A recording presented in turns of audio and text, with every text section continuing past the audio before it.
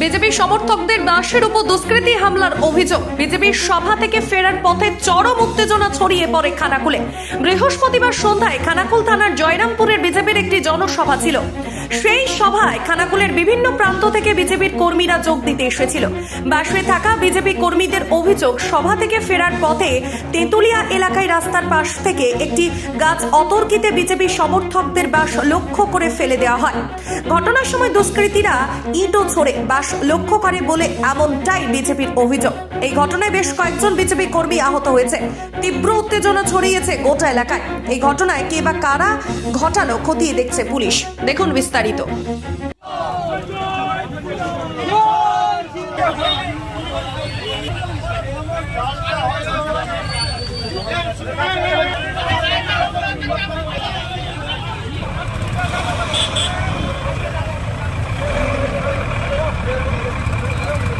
আমাদের খানাকুলে মিছিল আর সেই সঙ্গে জনসভা ছিল খানাকুলের নকিবপুর 1 নম্বর অঞ্চলে জয়রামপুরে।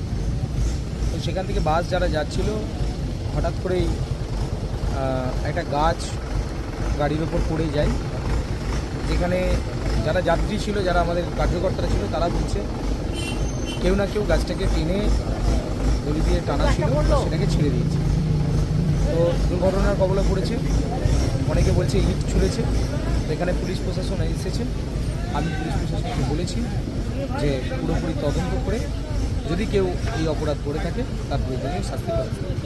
মিটিং সেরে বাসে এখান দিয়ে যাচ্ছিলাম, যাওয়ার পথে ওই যে গাছটা যেটা এখন দেখা যাচ্ছে, ওই গাছটা কিন্তু ওইখানে থাকে না, ওইটা উঁচুতে ছিল। এখন যেভাবে আছে ওইভাবে যদি থাকতো আমাদের তাহলে গাড়ির কাঁচে লাগতো না, গাড়ির এতে লাগতো। কিন্তু আমাদের গাড়ির উপরে যে ছাদের নিচে যে কাঁচটা আছে না, ওই কাঁচটা পুরো ভেঙে পুরো গাড়িটা টানা হয়ে গেছে এখান থেকে।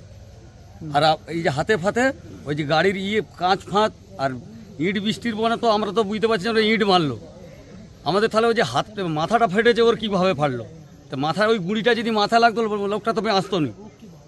ইট মারা হয়েছে বলছেন? হ্যাঁ, নাহলে মাথাটা ফাটলো কি করে? কতজন আহত হয়েছেন আপনাদের? হ্যাঁ, প্রায় 6-7 জন।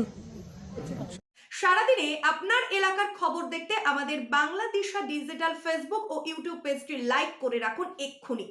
আপনারা দেখছেন আমার বাংলার নতুন দিশা, বাংলাদিশা।